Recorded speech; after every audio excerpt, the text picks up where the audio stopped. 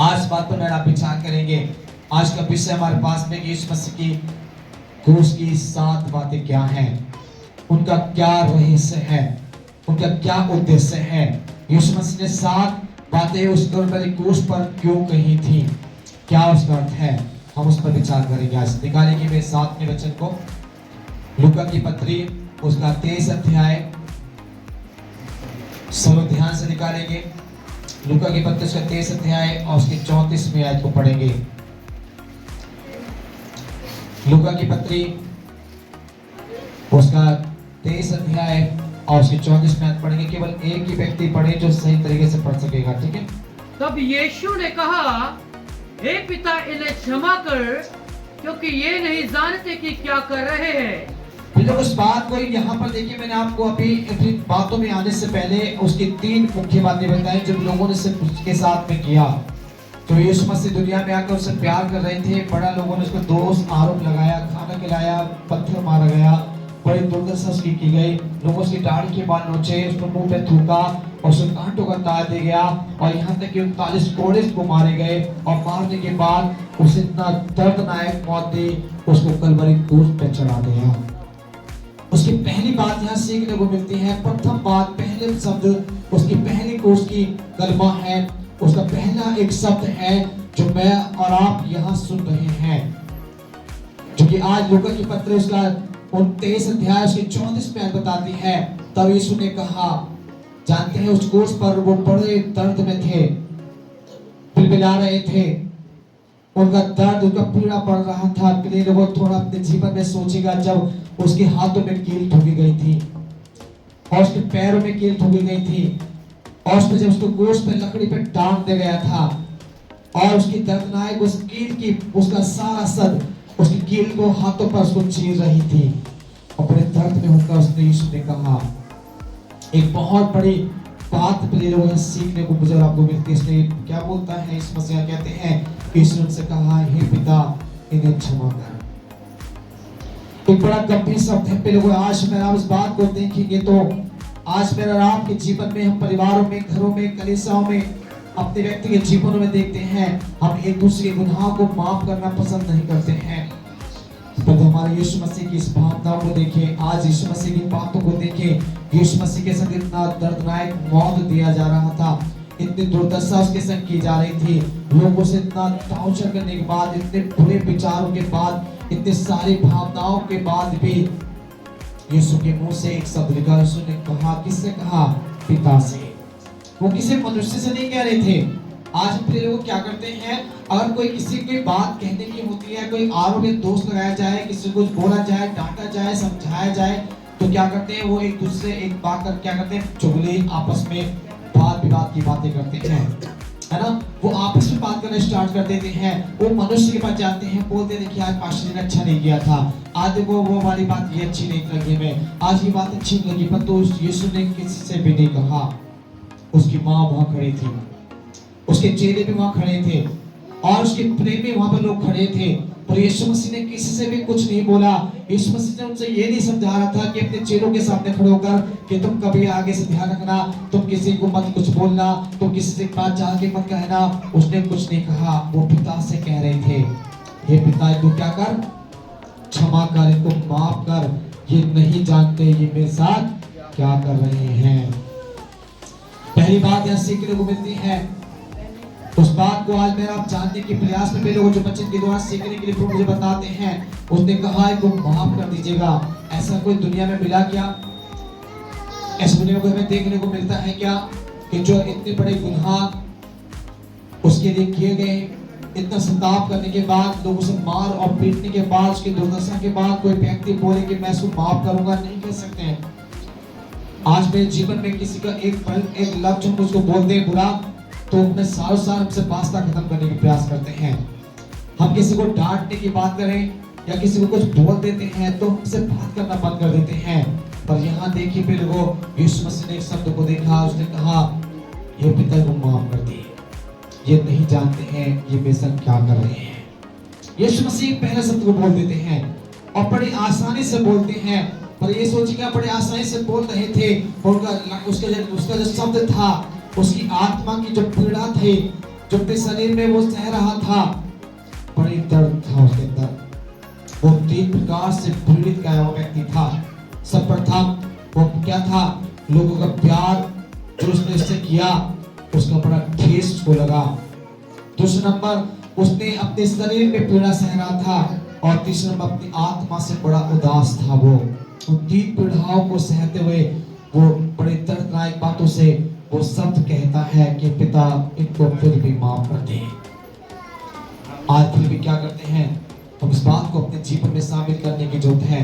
मुझे और आपको इस बात को याद रखने की जरूरत है कि मुझे भी आपको एक दूसरे के लिए क्या करना है, माफी करने की जरूरत है ना। हमें दूसरों को माफ करना है। उस बात के लिए हमें याद रखना है कि जब उसको माफ करते हैं तब वो परमेश्वर मुझे भी आपको क्या करेंगे, माफ करेंगे। अब दूसरी बात देखेंगे, आज दूसरी बात को भी ध्यान करना चाहेंगे कि यीशु मसीह की दूसरी बात क्या थी। प्रथम बात मैंने आपको बताया कि उसने माफ करने के लिए बोला, और माफ में एक राज है, वो है दया से भरा हुआ। यीशु मसीह कैसे थे, हमने भी गीत को गाया कि यीशु मसीह क्या दया का सागर है। यीशु मसीह एक हमारे जीवन में मुक्ति देने वाले नाम है। यीशु मसीह के नाम से शांति को प्राप्त करते हैं। और आज मेरे को उस यीशु मसीह का केवल कहना ही नहीं था, उसने वो साबित भी करके दिखाया। बहुत से बड़ी बड़ी बात बोलते हैं, धर्म की बातें बोलते हैं, धार्मिकता की बातें बोलते हैं, बड़े बड़े ग्रंथों से बात करते हैं, पर उस बात को बोलने से काम नहीं है। फिर लोगों यीशु मसीह भी कहते हैं प्रभु का जो काम है वो बातों से नहीं सामर्थ्य है। और सामर्थ्य कब होता है, जब उसको करते हैं।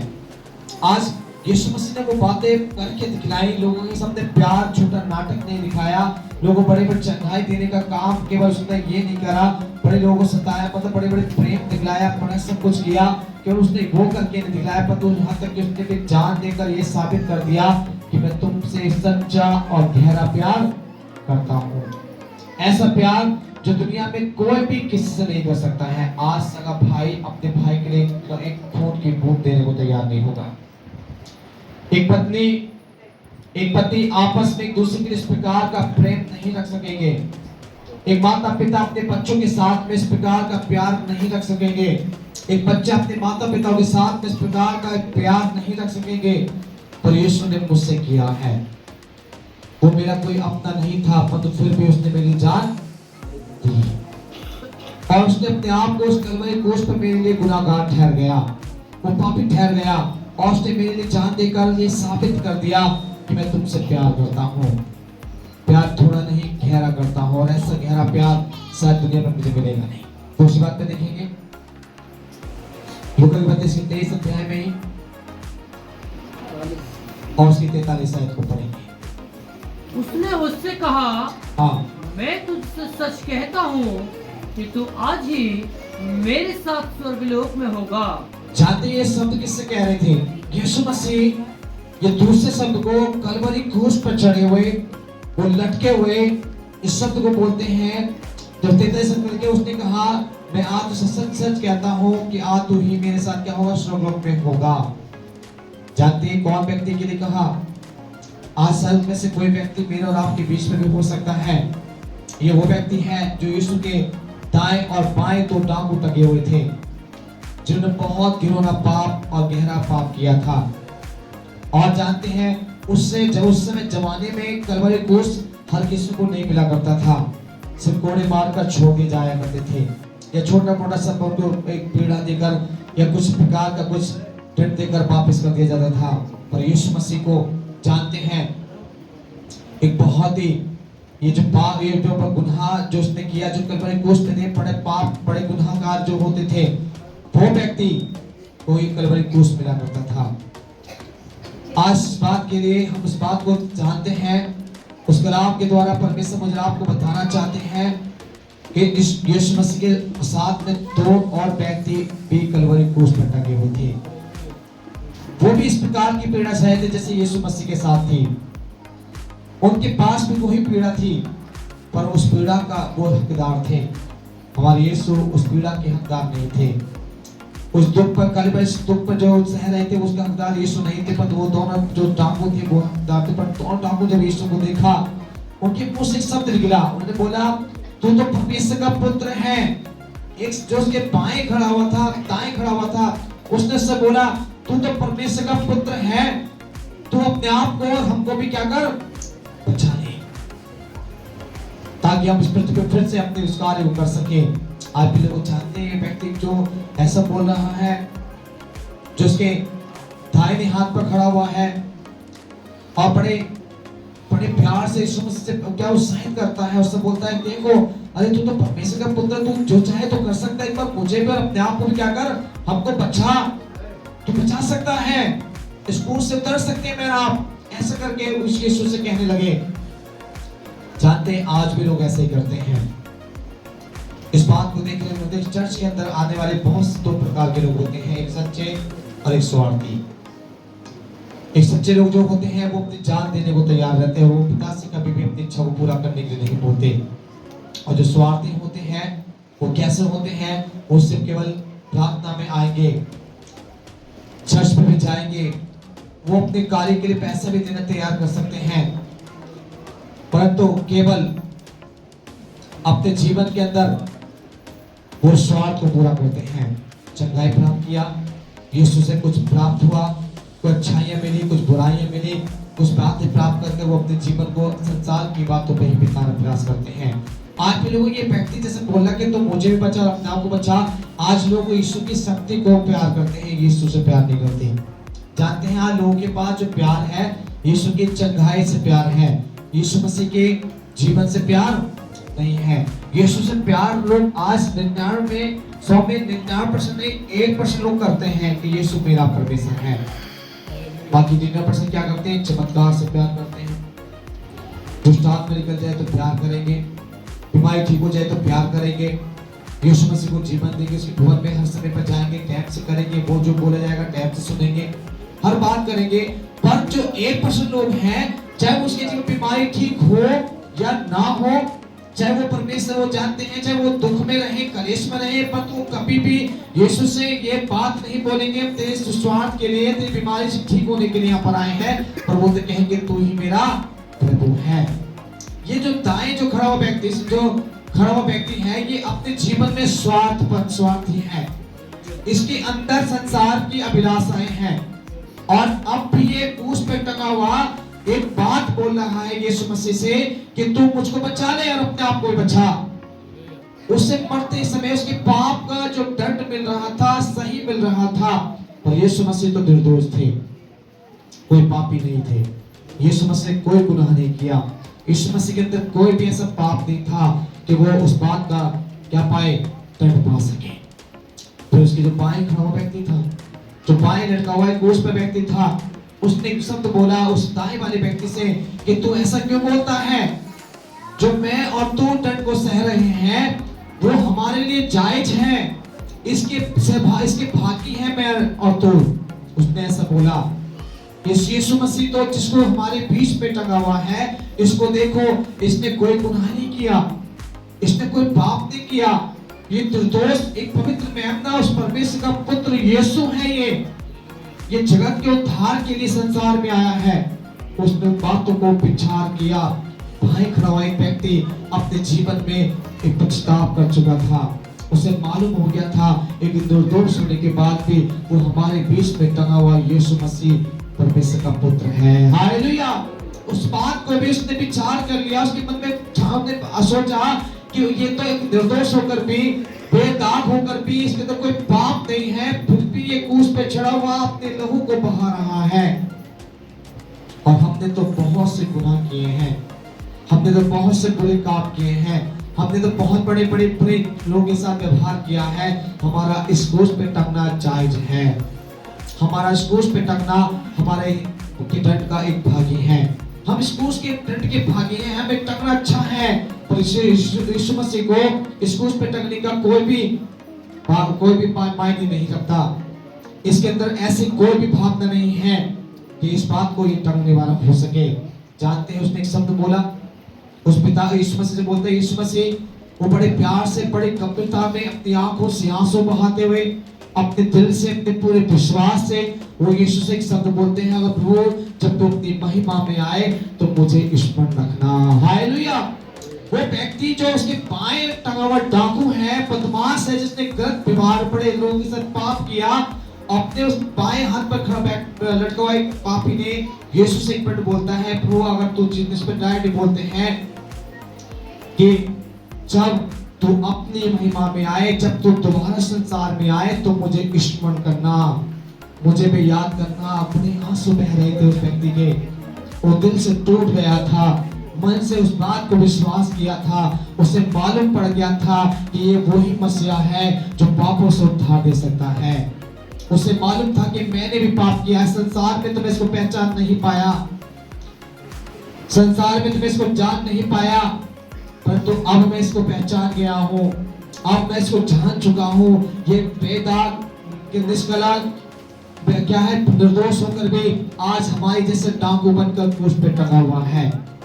उसे मालूम पड़ गया, उसने तभी बोला, जब जानते यीशु ने इस जो वचन को मैं आप पढ़ रहे हैं 33 में के अंदर, उसने तभी कहा कि आज ही रात तो मेरे साथ स्वर्गलोक में होगा।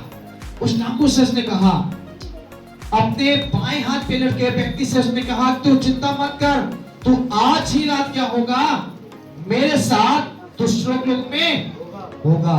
जानते हैं प्रिय लोगों, मैं आप बताना चाहता हूं आप लोगों को भी कि यहाँ पर आए आप तमाम विश्वासी होंगे, शायद आपको लगता है कि मैं मसीह यीशु को विश्वास करता हूं, मैंने जीवन यीशु को दिया, बपतिस्मा लिया, या मैं मसीह यीशु को जीवन देना चाहता हूं, चाहती हूं। आज प्रभु आपको कहते हैं, जो अपने गुनाह से पछतावा करते हैं, अपने पाप को छोड़ते हैं, बुरे काम से अलग हो जाते हैं, संसार की भावनाओं से दूर हो जाते हैं, दुनियादारी को छोड़कर अपने जीवन को मसीह यीशु पर विश्वास के साथ जीवन बिताते हैं, परमेश्वर कहता है वही व्यक्ति में स्वर्ग राज्य में मिलेगा। हालेलुया। अन्यथा जितने लोग आज भी दुख उठा रहे, कलेश में चल रहे हैं, लगता है कि मैं मसीह हूँ और यीशु के नाम से बड़े दुख उठा रहा हूँ, बड़े जीवन में बड़ी संघर्ष कर रहा हूँ, फिर भी अपने जीवन में बुराई और पाप और घिनौने काम को बनाकर बैठा हूँ, तो याद रखिएगा वो स्वर्ग में नहीं जाएंगे, वो स्वर्ग राज्य में जाने के काबिल नहीं है। आज मुझे आप अपने जीवन में गुनाह हम तो करते हैं, पाप हमसे होते होंगे, शायद गलतियां हमसे होती होंगी, शायद, पर हमें क्या करना है, तुरंत उस बात को मानना, उसको छोड़ देना है, ताकि आगे से पापी न ठहरे। याद रखना है। ये दूसरी बात थी। अब तीसरी बात में चलेंगे, हम लिखाएंगे तीसरी बात को वचन के द्वारा। उसका योनस सुसमाचार और उसकी 19 अध्याय और उसकी 26 मैथ को पढ़ेंगे। योनस सुसमाचार उसका 19 अध्याय और उसकी 26 मैथ को पढ़ेंगे।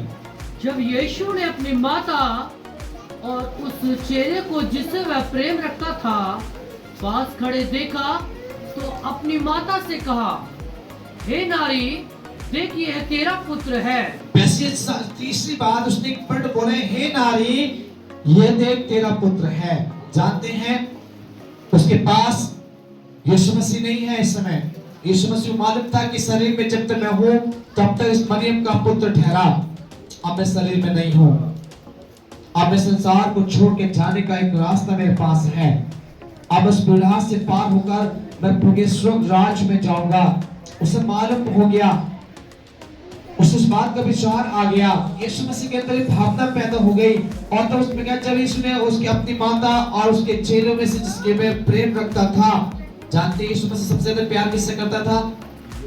अपने चेलों में से सबसे ज्यादा प्यार किससे करता? यूहन्ना से। जो यूहन्ना सबसे ज्यादा प्रेमी था यीशु मसीह का। और उस यूहन्ना एक मरियम के पास खड़ा, जानते हैं सब चेले भग गए थे जब यीशु मसीह को टांगा गया था। एक भी चेला, सब चेले छोड़ के भग गए, केवल एक चेला उसके पास खड़ा था, वो था यूहन्ना, और उसके साथ खड़ा, अपनी माता के साथ खड़ा रहा। सब चेले डर के भगे।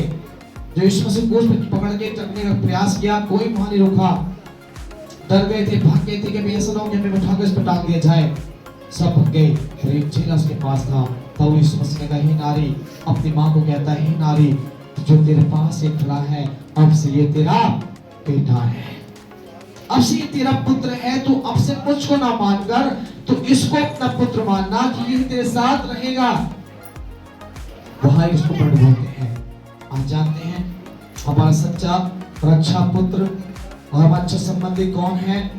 जो मसीह के वचन पर चलता है, उसके साथ जीवन बिताता है। वो सगा भाई, सगा पिता, सगे माता, सगे पत्नी या पति की बात मत करिएगा। आज दुनिया के अंदर सगे पिता, सगे माता, भाई बहन संबंधी हमारा वो है जो मसीह के वचन को सुनकर चलता है। वही मेरा अच्छा मित्र है, वही मेरा पुत्र है, वही मेरी बेटी है, वही मेरी माता है, वही मेरी बहन है, वही मेरा भाई है। और दुनिया में कोई भी हमारा सगा भाई बहन नहीं ठहरता। माँ सोचिए, मेरे खून का रिलेशन जिससे मैं माँ की कोख से पैदा हुआ वो मेरी सगी माँ है। आपको निगाह में लगती होगी मेरी सगी माँ वो है, आपको लगता हो मेरा सगा भाई वो है, आपको लगता हो वो सगा बेटा मेरा वो है, आपको लगता हो सगी मेरी बहन है। मैं आपको सच बताऊं, बाइबल में यीशु ने सिखाया कि सच्चा पिता, सच्ची माता, सच्चा भाई और बहन और बेटा वो है जो उसके वचन को सुनकर चलता और उसको मानता है। नहीं तो दुनिया के अंदर कोई किसी को नहीं है। ये बात तो हमें समय जब जताई जाती है, जब मालूम होता है जब हम दुख में होते हैं। जानते हैं दुनिया के लोग एक कहावत बोलते हैं, सुख में सब साथी होते हैं, दुख में कोई किसी का साथी नहीं। यीशु के संग में वो घटना थी जो उसके संग चेले बरकरार उसके साथ रहते थे, 24 घंटे उसके संग खाते पीते उसके संग रहते थे। और चेलों में से जानते हैं जब यीशु में बड़े दुख की घड़ी आई, चिंताओं की घड़ी आई, तो उनके संग वो एक पल प्रार्थना में भी नहीं बैठ पाए। उसके साथ खड़े रहने की तो बहुत दूर बात है। जब कब से वाटिका के अंदर यीशु मसीह घुटने की टेबल पर गए और वहां जाकर प्रार्थना कर रहे थे, तो वहां देखने को मिलता है कि वो यीशु मसीह प्रार्थना में उनके साथ, उसके चेले नहीं बैठ पाए। तब वो यीशु मसीह जब वापस आके बोलते हैं कि तुम एक पल भी मेरे साथ ना जाग सके ना प्रार्थना कर सके। सोचिए, आज यीशु मसीह मुझे आपको एक बात बताना चाहते हैं। आज सगा पिता, भाई बहन, आपके दोस्त मित्र वो हैं जो आज मसीह को जानते हैं, मानते हैं, उस पर चलते हैं। दुनिया लोग फरेबी हैं। दुनिया में सब लोग आपको मतलब ही मिलेंगे। यहाँ यीशु मसीह ने अपनी माँ से कह दिया था, हे नारी, अब से ये पुत्र, ये जो तेरे पास खड़ा है, ये तेरा पुत्र है। ये तीसरी बात उसने बोली। अपनी माँ को नारी के रूप में जानते हुए, अपनी माँ को एक नारी के रूप में कहते हुए यीशु मसीह उनसे पलट बोल देते हैं, अब से ये तेरा पुत्र ठहरता है, मैं तेरा पुत्र नहीं हूं। अब मैं तो छोड़कर सच्चा को चला जाऊंगा, है ना। ये तीसरी बात थी। अब चौथी बात पे चलेंगे। मत्ती की पुस्तक निकालेंगे और उसकी 27 में आयत और उसके 46 में आयत को पढ़ेंगे। मत्ती की पुस्तक उसका 27 अध्याय और उसके 46 में को देखेंगे। हे परमेश्वर, तूने मुझे क्यों छोड़ दिया। ये वचन, ये पुस्तक चौथी बातें बोली। पढ़े 27 और 46। तीसरे पहर के निकट यीशु ने बड़े शब्द से पुकार कर कहा, एली एली लमा सबक्तनी, अर्थात हे मेरे परमेश्वर, तूने मुझे क्यों छोड़ दिया है। जानते हैं यीशु मसीह उस तीसरे पहर जब वो जानते हैं इस संसार में, जब उसका एक बड़ा दुख का समय था, जब उसको लग रहा था कि अब मेरे साथ कोई भी नहीं है, एक बड़ी पीड़ा उसके सामने थी। जानते हैं उसके साथ छोड़ने के बाद क्या था, कोई पिता ने इसको नहीं छोड़ा था, सब लोगों ने इसको छोड़ दिया था। उसके अपनों ने इसको छोड़ दिया था, उसके चेलों ने इसको छोड़ दिया था। यहाँ तक कि जानते हैं इस प्रकृति ने भी इसका साथ छोड़ दिया।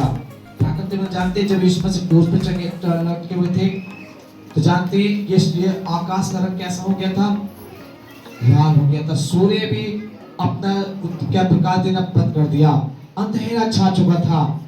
प्रकृति ने भी अपने सब कुछ बंद कर दिया, यानी कि इतना सुनसान, इतना सन्नाटा, इतना शांति वातावरण वहां हो गया कि लग रहा था कि यहाँ कोई और नहीं है।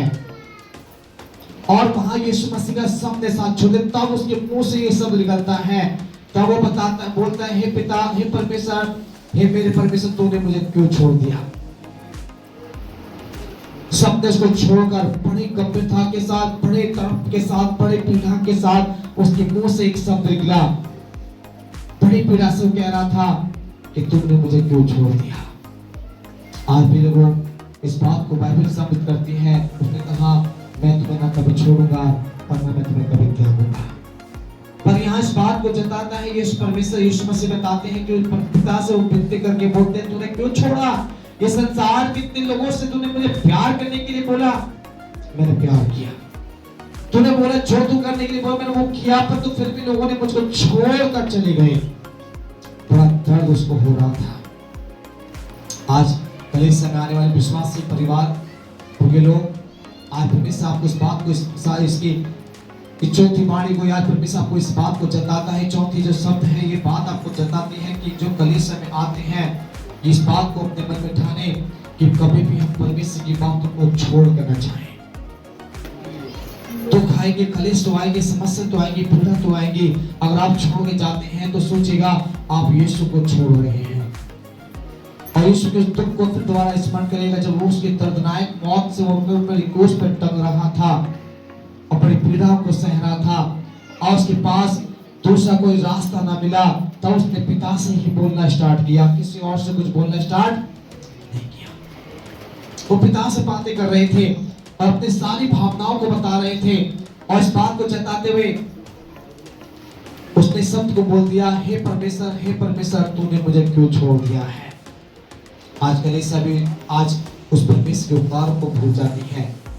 कलीसिया भी उस परमेश्वर के विश्वास को तोड़ देती है। कलीसिया भी उस यीशु मसीह के दुखों को दोबारा दुख करती है। कलीसिया के लोग भी आज यीशु मसीह को क्या करते हैं, बड़ी पीड़ाएं देते हैं। यीशु मसीह की आज्ञा को उल्लंघन करने वाले व्यक्ति, उसके वचन को सुनकर ना मानने वाले व्यक्ति, उस पर ना विश्वास करने वाले व्यक्ति, जो अपने मन की इच्छा पे चलने वाले व्यक्ति, अपनी बातें बोलने वाले व्यक्ति ही हैं जो उस यीशु को छोड़ देते हैं। मत सोचिए चर्च नहीं जा रहे तो विश्वास करते हैं, ऐसे बहुत सोचते हैं। कोई मसीह को जीवन दे चुके हैं, हम दुनिया में चाहे कहीं भी रहें पर हम जीवन मसीह यीशु को दे चुके हैं, ये हम सोचते हैं। आज बड़े लोगों में आपको बताता हूँ कि यीशु मसीह आज कहते हैं, वो परमेश्वर से बोलते हैं, तूने क्यों छोड़ा मुझे अकेला। इस संसार में इतने बड़े दुख को सहने के लिए मुझे क्यों छोड़ा अकेला। वो अपने परमेश्वर से प्रार्थना कर रहे हैं, परमेश्वर बोल रहे हैं अपनी सारी वाणी को।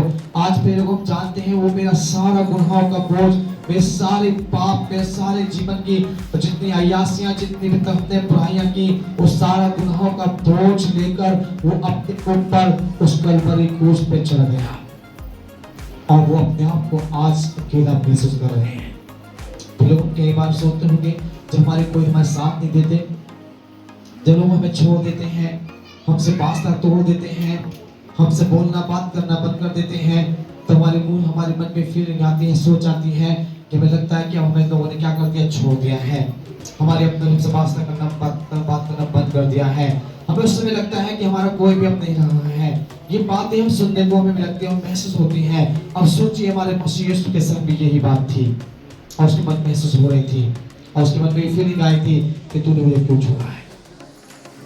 आज भी लोगों उस बात को में आप जान पाएंगे, उस बात को में आप समझ पाएंगे कि यीशु मसीह की बातें मेरे जीवन के लिए एक बड़े आदर्श की बातें हैं। वो मुझे सारी 7 बातों से यही समझाना चाहते हैं कि मुझे उस बात पर अपने जीवन में ये बातों को ध्यान रखते हुए अपनी दुनिया के अंदर हमें जीवन जीना है। और उसकी 5वीं बात पे चलेंगे, मैं प्यासा हूं, उसने कहा। 5 मिनट बोला कि मैं प्यासा हूं। यूहन्ना की पत्री उसका 19 अध्याय उसके 28 मिनट को पढ़ेंगे। इसके बाद यीशु ने यह जानकर कि अब सब कुछ पूरा हो चुका, इसलिए कि पवित्र शास्त्र में जो कहा गया वह पूरा हो गया, कहा मैं प्यासा हूँ। बस इस बात के लिए उसने कहा जो पवित्र शास्त्र में उसकी मृत्यु होने से पहले उसके जीवन की बातों को देखने को मिलता है। जानते क्या इस पर लिखा, हमने पढ़ा 28 में, उस पर 28 की आयत मुझे पढ़ा, उस पर लिखा है और उसके आपने 28 पढ़ा, क्या पढ़ा? 28 पढ़ा जी, तो उसमें पढ़ने को मिला, उसमें क्या बोला, दोबारा से पढ़ेंगे। इसके बाद यीशु ने यह जानकर कि अब सब कुछ पूरा हो चुका, इसलिए कि पवित्र शास्त्र में जो कहा गया वह पूरा हो, कहा मैं प्यासा हूँ। बस जानते हैं, बट उसने बोला कि मैं प्यासा। प्यासा में नहीं समझते, हमें लगता है कि प्यास है, पानी को प्यास लगता है, जब हमें प्यास लगती है तो हम पानी पीते हैं। यहाँ एक गहराई, एक आत्मिकता की बात देखने सीखने को मिलता है कि यहाँ यीशु ने कहा कि मैं प्यासा हूँ। तो किस बात के लिए? तो जब देखते हैं दुनिया के अंदर यीशु मसीह ने पहले पवित्र शास्त्र में वचन के अंदर आधार पर देखा जो पवित्र शास्त्र में कहा गया, जब यीशु मसीह इस दुनिया में आए थे, जब तक उनकी मृत्यु नहीं हुई थी, वो क्रूस पे नहीं चढ़ाए गए थे, उसकी भविष्यवाणी पहले हो चुकी थी। और किस बात के प्यासे थे? वो संसार में उन लोगों के आत्मा के प्यासे हैं। उनके अंदर एक प्यास थी, वो कैसी प्यास थी? आत्मिक जीवन बदलने की प्यास। वो पाप से छुटकारा देने की प्यास थी उनके अंदर। जैसे आज मत्ती की पुस्तक उसका 5 अध्याय पढ़ते उसमें लिखा है, धन्य है जो वचन की भूखे और प्यासे हैं। आज विश्वासियों के लिए, कलीसिया के लिए परमेश्वर वचन की भूख प्यास बताता है। हम सबके जीवन की आत्मा बढ़ने के लिए, हमें आत्मिक उन्नति के लिए हमारे जीवन में यीशु मसीह की एक प्यास है, वो है आत्मिक प्यास। वो चाहता है कि तुम क्या हो, उन बातों से बच सको जिसके लिए मैं मर रहा हूं।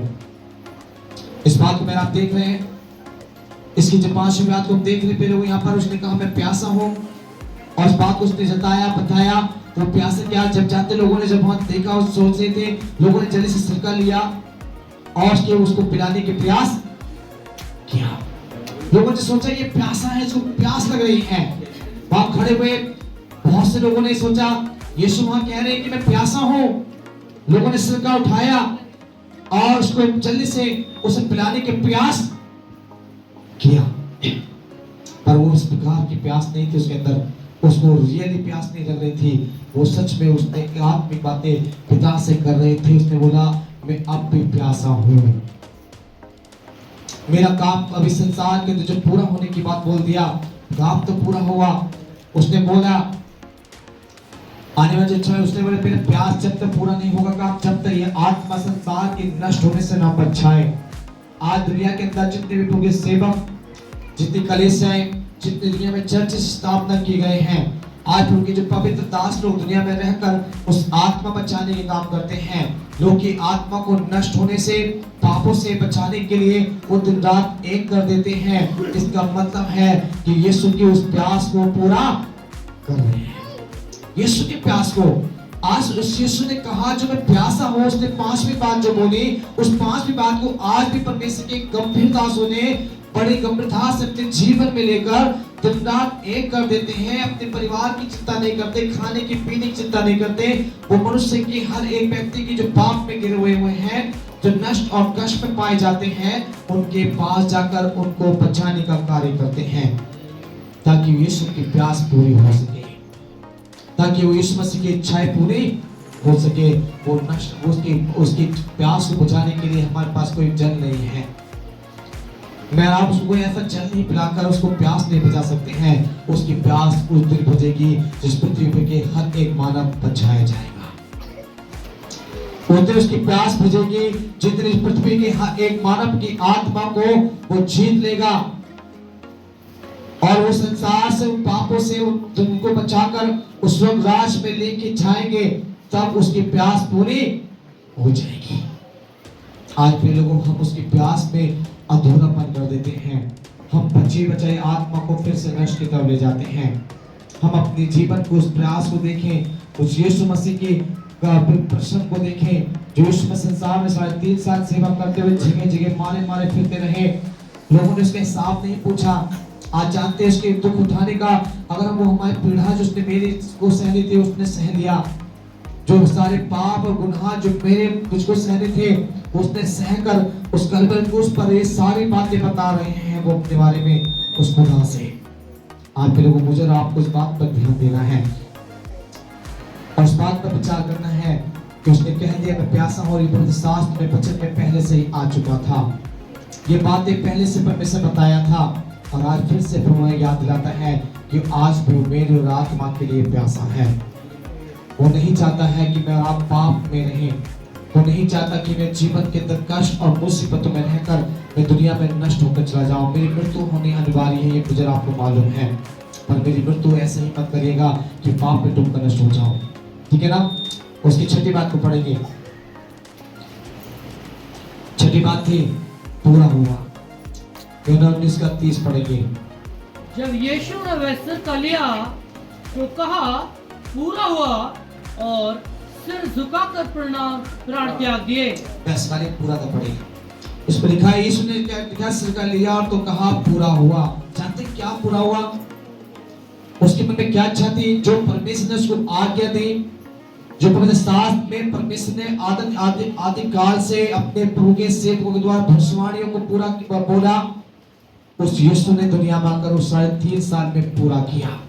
जानते इस मृत्यु के बारे में और उसके पैदा होने के बारे में यीशु मसीह की भविष्यवाणियां आज से उसकी मृत्यु होने से पहले, उसके पैदा होने से पहले परमेश्वर के दासों ने, यसा ने कहा, आमोस ने कहा और जकरिया ने कहा, अलग अलग कई सेवक लोगों ने उसकी भविष्यवाणी को पवित्रशास्त्र में लिखते गया और वो वचन परमेश्वर ने इस कलवरी क्रूस पर अपना पूरा किया। हालेलुया। यीशु मसीह ने उसको पूरा करके पर ठहरा दिया कि उसने बताया कि देखो सब कुछ पूरा हुआ। उस सिर का लोगों ने जिसको सिर का पिलाना स्टार्ट किया, वो सोच रहे थे ये प्यासा है, सिर का उसने लेते समय कहा पूरा हो चुका है। अब कुछ बाकी नहीं है। उस पिता से बोला, पिता अब कुछ बात बाकी नहीं रह गई जो तेरी आज्ञा को मैंने पूरा ना किया हो। उसकी सारी आज्ञा को यीशु मसीह ने पूरा किया, एक भी आज्ञा को ना तोड़ा, सब कुछ किया। और बड़े आसानी से नहीं कह रहे थे यीशु मसीह, उस बड़े गंभीरता के साथ कह रहे थे। और यीशु मसीह के होठों के निकले हुए शब्द उस परमेश्वर के कानों तक पहुंच रहे थे। तो पिता उसको सुन रहा था और पिता भी बड़े गंभीरता के साथ रो रहा था। मत सोचिए हमारे पिता उस समय बड़े आसानी से सुन रहे होंगे। उसकी आज्ञा को दुनिया के अंदर किसी ने पूरा नहीं किया। वो आदिकाल में जब आदम हवा को बनाया, उसके बाद पीढ़ी से पीढ़ी लोग चलते रहे। लोगों ने उसकी आज्ञा को उल्लंघन किया। लोगों ने किसने उसकी बात पर ध्यान नहीं दिया, उसके वचनों पर नहीं चले और संसार में रहकर वो नष्ट और कष्ट में चले गए। परंतु ये हम देखने को मिलता है, यीशु मसीह इस संसार में रहे और 3.5 साल, मात्र उन्होंने 3.5 साल सेवा की। उनकी आयु 33.5 साल की हुई थी और 33.5 साल की आयु में वो संसार में सब कुछ पूरा करके गए। पिता की एक एक बातों को पूरा करके गए। ऐसे कोई बात ना छोड़ा जिससे उस परमेश्वर की आज्ञा का उल्लंघन किया गया हो। उस मनुष्य जाति के लिए जहां तक उसने बोला उसने पूरा किया। उसके साथ भी बात बोलकर हम जल्दी से आगे खत्म समाप्त करना चाहेंगे। उसने कहा, हे पिता मैं अपनी आत्मा तेरे हाथ में सौंपता हूँ। लूका की पुस्तक 23 अध्याय और उसके 46 पद को पढ़ेंगे। और यीशु ने बड़े शब्द से पुकार कर कहा, हे पिता मैं अपनी आत्मा तेरे हाथ में सौंपता हूँ। बस यहाँ से हम देखते हैं पहले उस बात को भी कि जो मैंने आपको बताया, 7वीं बात बड़े दुख और बड़े दर्दनाक में रहकर उस पर यीशु मसीह ने अपने जीवन के प्राण त्यागने से पहले ये 7वीं बात बोली। और उसने जब उस बात को देखते हैं उसके 46वें आयत के अंदर और उस बात पर ध्यान करते विचार करते उसने कहा, और यीशु ने बड़े सबसे पुकार के कहा, हे पिता मैं अपनी आत्मा तेरे हाथ में सौंपता हूँ। बड़ी गंभीरता के साथ और ये कहकर उसने अपने प्राण को छोड़ दिया। अंतिम वाणी और बड़ी मुख्य बड़ी खास वाणी है। अंतिम वाणी जानते हैं, उसने कहा मैं अपनी आत्मा तेरे हाथ में सौंपता हूँ। हम में से कौन है कि अब अंतिम समय में अपनी आत्मा को उस परमेश्वर के हाथ में सौंपे जाएंगे। ये बड़ी जो अंतिम वाणी है, ये अंतिम शब्द जो 7वें शब्द है, ये मेरे और आपके जीवन के लिए बड़ा इंपॉर्टेंट है, बड़ा खास है। जानते क्यों? ऐसा आज दुनिया के अंदर यीशु मसीह का आना, उसका पैदा होना, उसका मौत कलवरी क्रूस की लहू को बहाना, दुख को पीड़ाओं को सहना और उसकी 7वीं बात पर आकर ये बातें कहना, जानते क्या था? बहुत गहरी बात है। उसने 33.5 साल अपनी आत्मा की क्या करी? उसने रक्षा की। 33.5 साल उम्र तक जब वो पृथ्वी पर जिए, उसने अपनी आत्मा को किसी भी बुराई में पापी होने नहीं दिया। परमेश्वर अपने उसी की आत्मा को ग्रहण करते हैं जो उसके लिए पवित्र बनकर रहते हैं। आज ये 7वीं बात परमेश्वर बताते हैं कि मुझे और आपको अपनी आत्मा को ग्रहण करने के लिए, उस परमेश्वर को सौंपने के लिए क्या करने की जरूरत है? अपनी आत्मा को रक्षा कर अपनी आत्मा को क्या करना है? विश्वास योग्यता में रखकर उसकी रक्षा करनी है, पवित्र रखना है परमेश्वर की आत्मा को। वो आत्मा परमेश्वर ने मुझे आपको दिया है और ये आत्मा परमेश्वर के हाथ में सौंपते समय बड़े आनंद के साथ देना है। वो दिन मेरे और आपके पास भी आएगा, जैसे कि आज यीशु के पास ये दिन है कि वो जब अपनी आत्मा को वो सौंपते हैं और अपने प्राण को त्याग रहे हैं। मेरे पास भी एक दिन आएगा कि मुझे भी अपने प्राण को त्यागना होगा। मेरा भी अंतिम क्षण ऐसा आने वाला है कि मैं दुनिया को छोड़ के जाऊंगा। इस बात को मुझे आपको याद रखेगा कि मेरा भी संसार में दुनिया को छोड़ के जाने का एक समय आने वाला है, एक मृत्यु का समय आने वाला है, ये दुनिया को छोड़ के जाने का समय आने वाला है। और जब मैं संसार में छोड़ के जाऊं तो मेरी आत्मा निष्कलंक, पवित्र और परमेश्वर के लिए एक विश्वास योग्य होनी चाहिए। और तब इस बात को आप भी कह सकते हैं, पिता मैं अपनी आत्मा तेरे हाथ में सौंप रहा हूं। क्या मैं आप कह सकेंगे? क्या आप अपनी आत्मा को अब से पहले या अब तक आपने अपने जीवन में उसके लिए पवित्र बना के रखा हुआ है क्या? कि आज अपनी आत्मा को आप पवित्र बनाकर रखने के प्रयास में है क्या? कि आपने आज अपने परमेश्वर की सात वाणी को सुनने के लिए हम हर साल यहाँ पर आते होंगे शायद, या आप फोन पे सुनते होंगे शायद, या अलग अलग तरीके से अपने जीवन में इस बातों को याद करते होंगे। क्या आपने अपने जीवन में विचार किया है कि मुझे इन सात बातों से क्या प्रेरणा मिलती है, क्या मुझे सीख मिलती है, क्या मुझे करना चाहिए, क्या मुझे अपने जीवन को कैसे बिताना चाहिए? इसलिए मैंने आपको पहला पत्रस और उसके 2 अध्याय और उसकी 24 में आयत सिखाई थी, बताया था कि वो आप ही मेरे पापों को अपने ऊपर लेकर वो कलवरी क्रूस पर चढ़ गया। वो मेरे पापों को लेकर वो कलवरी क्रूस पर चढ़ गया ताकि मैं क्या, वो मेरे जीवन उसके द्वारा मैं धार्मिकता के लिए जी सकूं। मेरे पापों को उसने उठाया है और मुझे धार्मिकता के लिए जीना सिखाया है ताकि मैं चंगा हो सकूं। उसके मार खाने की तो चंगा हो। मैंने आपको इसलिए सिखाया था ये वचन, आज अपनी आत्मा में मुझे पवित्र होने का समय है। तब आपकी आत्मा को परमेश्वर क्या करेंगे? ग्रहण करेंगे ना। तो पहले वो याद रखिएगा, इस संसार में आप दुनिया में कष्ट और नष्ट को झेलते हुए भी आप मसीह के नाम पर चल तो रहे होंगे। आप मसीह बनकर जीवन बिताने के प्रयास में तो होंगे। लोगों को ये मालूम हो कि आप चर्च में जाने वाले हो। लोग सोचते होंगे ईसाई और धर्म परिवर्तन कर चुके हैं। लोग की निगाह में धर्म है। लोग अलग अलग तरीके से आपको नाम से समझते होंगे। लोग सोचते होंगे ये तो ये है, ये तो वो है, ये चर्च में जाकर बहुत पवित्र लोग हैं, अरे ये कभी बुरा काम नहीं करते हैं, इनके जीवन में कोई गलत काम नहीं हो सकता, ये तो चर्च में जाते हैं। अगर आप इस प्रकार का लोगों की निगाह में आपका विश्वास और आपका स्वभाव है तो याद रखिए ये आपकी आत्मा के साथ परमेश्वर का भी अच्छा संबंध होना चाहिए। हालेलुया। जैसे यीशु का लाश संबंध को देखा, लाश पॉइंट को देखते हैं, लाश इस वाणी को देखते हैं, लाश शब्द को देखते हैं, ये साथ में लाश बातें हैं। और यहाँ यीशु कहते हैं मैं अपनी आत्मा तेरे हाथ में सौंपता हूँ। और इस बोलकर ही यीशु अपने प्राण को छोड़ देते हैं, त्याग देते हैं और वो दुनिया को मसीह में सो जाते हैं। सोचिए ऐसा अपने जीवन में भी करने की जरूरत है। क्या आज हम इस प्रकार की करने के प्रयास में हैं? अगर नहीं है तो फिर वो आज अपने मन में प्रयास करिए, मन में ठानिए कि मुझे संसार में अपने तन की रक्षा नहीं करनी है, मुझे संसार में अपने धन की रक्षा नहीं करनी है, दुनिया में मुझे अपनी पत्नी, अपने पति, अपने बच्चों की रक्षा नहीं करनी है, मुझे अपने आत्मा की रक्षा करनी है ताकि मैं जीवित रह सकूं। जिंदे रहते हुए भी मैं अपने प्राण के साथ साथ अपनी आत्मा की जब रक्षा करता हूं तो जरूर अंत के समय यीशु मसीह के साथ स्वर्गलोक में मिल पाएंगे।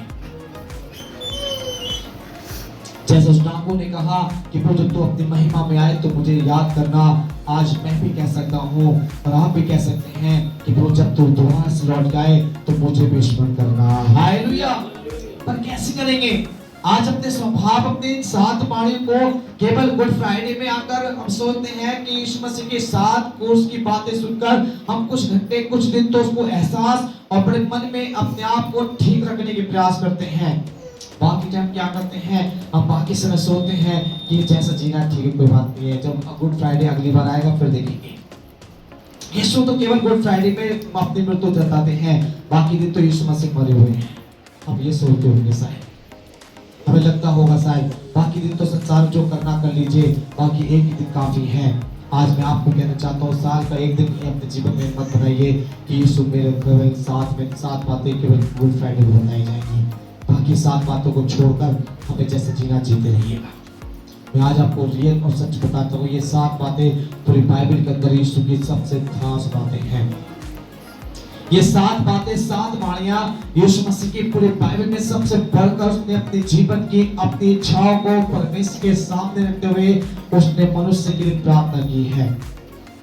ये सात बातें जो अपने मन में रखते हैं वो जीवन में कभी भी किसी बात को खोते नहीं, हर एक बात में आशीष प्राप्त करते पूर्ण करते जाते हैं, बड़ी सामर्थ को पाते हैं और स्वर्ग में जाने का कोई भी रुकावट उनके जीवन में नहीं हो सकता है जो जीवन में बताते हैं। ठीक है, ये बात समझ में आया क्या नहीं? मतलब आज पूरे 7 बातें, इसलिए मैंने आपको बताया ये 7 बातें मेरे जीवन के लिए बहुत इंपॉर्टेंट, बड़ी खास। और गुड फ्राइडे के आज इस गुड दिन मतलब गुड फ्राइडे मतलब अच्छा शुक्रवार मेरे जीवन में बहुत एक सुंदर शुक्रवार, इससे बड़ा ब्लेसिंग शुक्रवार मुझे नहीं मिलेगा।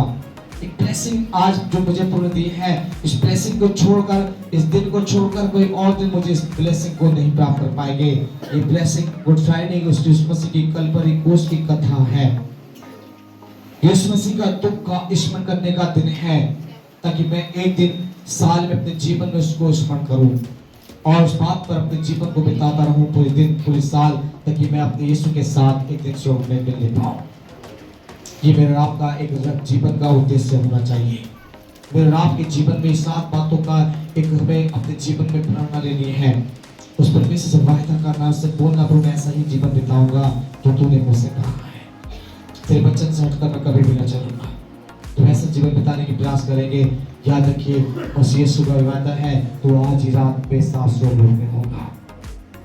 यीशु मसीह का वादा है कि वो भी जब आएंगे अपनी महिमा में, वो मुझे अपने हाथ में उठाकर उस बादलों पे लेके जाएगा और लोग दुनिया देखेगी। साथ में बैठा हुआ विश्वासी देखेगा अगर वो अपने जीवन ठीक नहीं बिताया तो।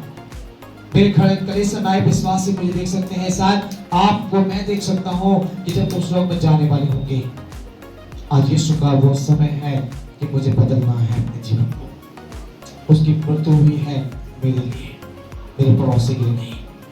मैं अपने जीवन को बदलूंगा तो मेरे पड़ोसी, मेरे मिलने वाले सब उस बात को जान पाएंगे कि का बदलने वाला कोई मामूली इंसान नहीं, वो महान ईश्वर, वो खुदावंद यीशु मसीह है। आज जीवन देना है। ठीक है, इसके साथ सब वास करने पाए, सब जय मसीह।